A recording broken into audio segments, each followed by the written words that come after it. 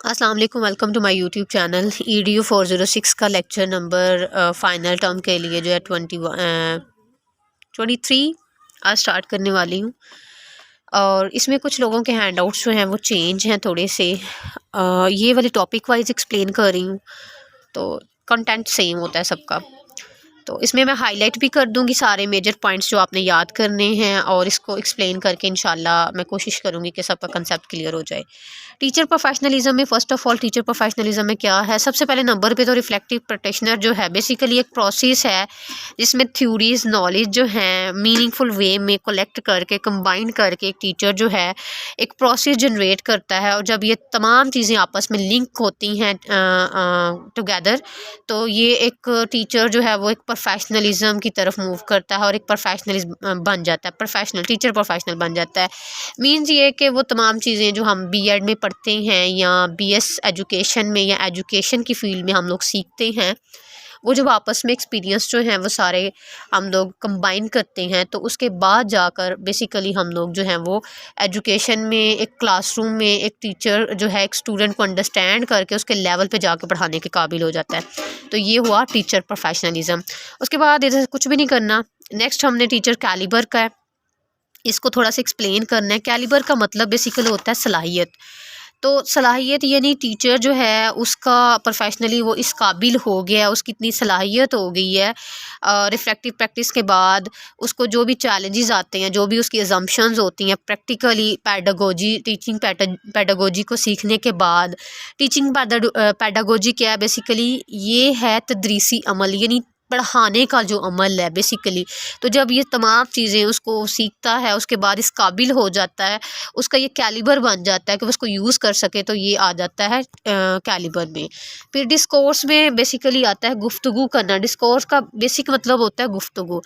तो टीचर जो है ये डिस्कोर्स डायलॉग में हेल्प करता है हमें, इस लेवल तक हमारे अंदर कॉन्फिडेंस लाता है एक टीचर के लिए कि वो इस काबिल हो जाता है, उसकी जो एबिलिटीज़ हैं प्रोफेशनल वे में बात करना, इस लेवल तक नॉलेज हो जाता है, लेवल ऑफ एक्सपर्टाइज में आ जाता है, प्रोफेशनलिज्म आ जाता है इसमें। इनफैक्ट वो अपने स्टाफ मेंबर्स के साथ अपने ड्यूरिंग द स्कूल या कॉलेज के अंदर या फिर स्टूडेंट्स को डील करते वक्त एक प्रोफेशनली कम्युनिकेशन उसके अंदर आ जाती है टीचर के अंदर। उसके बाद नॉलेज क्रिएशन होती है। अब हमें पता है कि जहाँ पे हम लोग नॉलेज शेयर कर रहे हैं, जहाँ पे पूरा दिन हम पढ़ा रहे हैं, एजुकेशन की फील्ड है, तो वहाँ पे नॉलेज क्रिएशन तो होगी।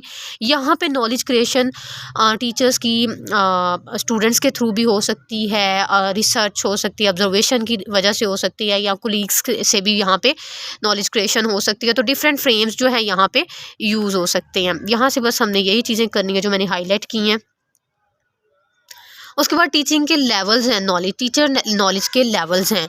इसमें 3 बेसिक नॉलेज हैं जिसके जस्ट हमने यहाँ से नाम करने हैं। नॉलेज ऑफ प्रैक्टिस है और नॉलेज इन प्रैक्टिस है और नॉलेज ऑफ प्रैक्टिस है। तो हम लोग जो है ये सारा डिटेल्स नहीं बताएंगे, जस्ट ये जो हमारे पास यहाँ पे दिया गया है, ये जो पिक्चर आपकी इमेज लगी हुई है ब्लॉक्स में, उसी में हम लोग इसको करेंगे। नॉलेज ऑफ प्रैक्टिस में जो है बेसिकली क्या है, टीचर जो है वो नॉलेज क्रिएट करता है अपने क्लासरूम में, अपने इन्वायरमेंट में, उसको कनेक्ट करता है ज़्यादातर इश्यूज़ को क्रिटिकली अपने जो पर्सपेक्टिव्स हैं थ्योरी के लिहाज से या रिसर्च के लिहाज से उसको देखता है, उसका एनालिसिस करता है।